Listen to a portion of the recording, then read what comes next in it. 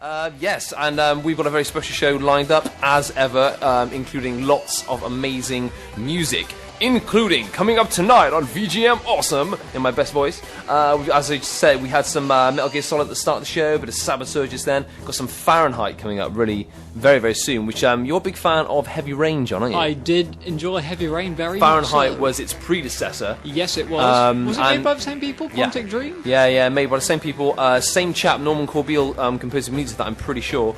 And it's just a wonderful game. Really, really wonderful game. And it holds its ground even to this day. Got some lovely tracks from Medal of Honor coming up as well. Some Super Metroid, which we've not played before. Some Super Metroid, indeed. It was a very atmospheric game on the SNES. It strikes me as a game that you would be up there on your kind of wish list or love list. I expect so. I need to play it. It's a game which does have me very much intrigued, and I do want to try it out.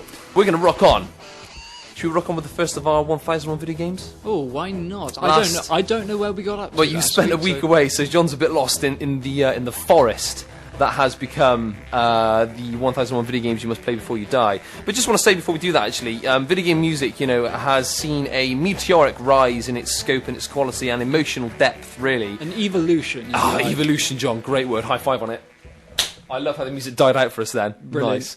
Nice. But it really has. You're seeing quite a vast array of professional composers, songwriters, bands, musical people getting involved with this wonderful art form that we call video games, and it's moved along so far from the familiar bloops and bleeps that you might have a preconception of, let's say.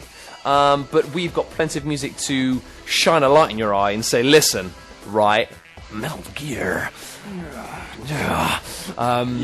We've got a few surprises up our sleeve. Metal Gear Meryl. Yeah, so basically we're going to stop grunting at you folk of Bradley Stoke and go straight on with... I think we scared off all of the listeners.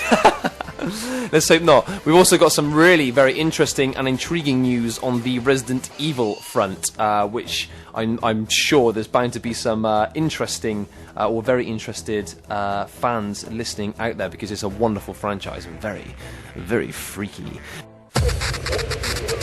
You're listening to VGM Awesome on Bradley Stoke Radio.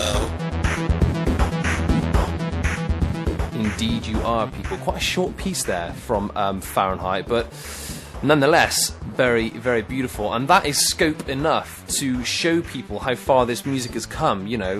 It's a lot of composers these days, and certainly with the music being performed on last week's show, we talked heavily about video games live and live performed video game concerts like Dear Friends, Distant Worlds, things like this.